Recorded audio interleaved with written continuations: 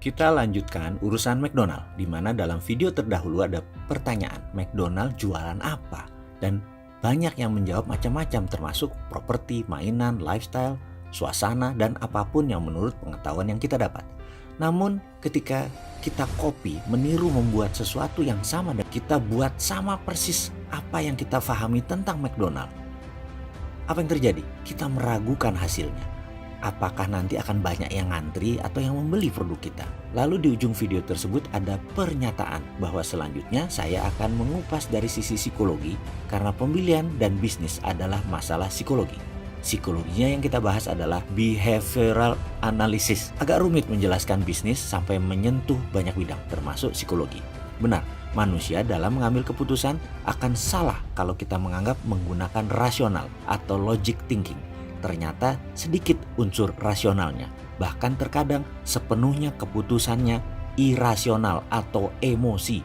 Ditambah lagi kemajuan teknologi informasi saat ini membuat manusia semakin emosional, terutama dalam pengambilan keputusan. Terjadinya pergeseran yang telak, di mana dulu pemahaman pembelian adalah dengan rumus munculnya kebutuhan atau need recognition, diikuti dengan pencarian informasi atau informational search, diikuti dengan evaluasi alternatif produk yang akan kita beli atau evaluation of alternative, kemudian melakukan pembelian dan penggunaan atau purchasing and consumption.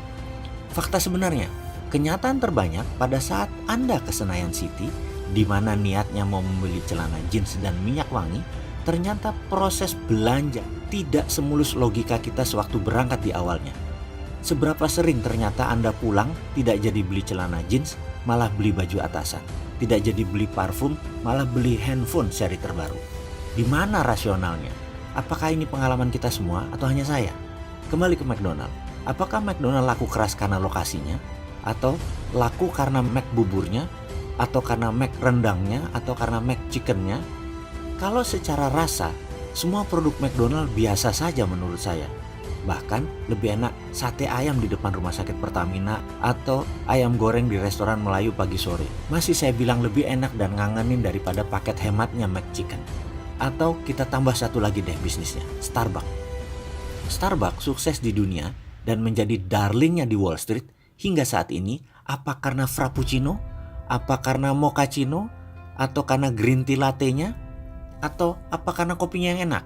Tidak, McDonald's, Starbucks sukses dan laku produknya bukan karena apa yang disebut konten atau what to offer atau apa yang ditawarkan kepada pembeli.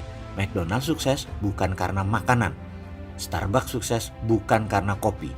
Konten adalah sesuatu yang berhubungan dengan rasional kita. Misalnya kita beli sepatu, kita ingin sepatu tersebut kuat, bagus, tahan lama.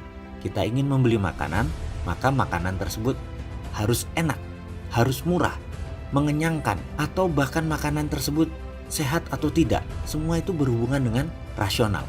Itu adalah konten. Sementara konteks terkait dengan emosi. Kalau kita bicara emosi cenderung tidak rasional. Fanatisme misalnya karena emosi, bukan karena pemikiran rasional. Coba kita lihat, apa hubungannya wanita cantik di samping mobil mewah? Apa hubungannya koboi dengan rokok Marlboro?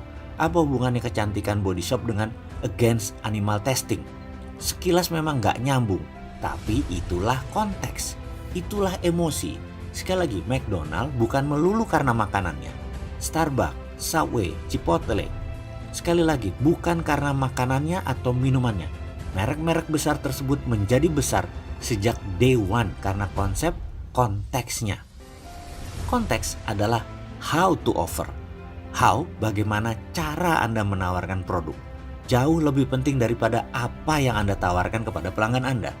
McDonald's sukses karena konsep service, cleanliness, dan family value-nya. Keramahan kepada anak-anak, tersedianya tempat mainan, termasuk event-event di saat hari khusus seperti ulang tahun dan pesta anak lainnya. Semua tersedia. Merchandise anak-anak, The Toy Stories, Hello Kitty, Moana, dan banyak lagi lainnya mempertahankan citra atmosfer restoran yang fun dan friendly. Itu semua adalah konteks, itu semua adalah emosi. Sekali lagi, dari sisi yang lain saat ini konten saja tidak cukup.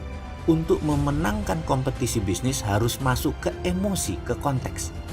Konten itu sesuatu yang given, sesuatu yang biasa-biasa saja. Kita harus memanfaatkan kekuatan konteks agar memberi value yang unik. Bagaimana membuat konteks dari produk kita? Karena mungkin produk sahabat bukan makanan atau juga bukan minuman, tetapi ada ribuan konten lainnya. Bagaimana behavioral analisisnya sehingga bisa membuat konteks yang menarik? Ini pertanyaan serius yang harus dijawab serius. Kita lanjut yuk.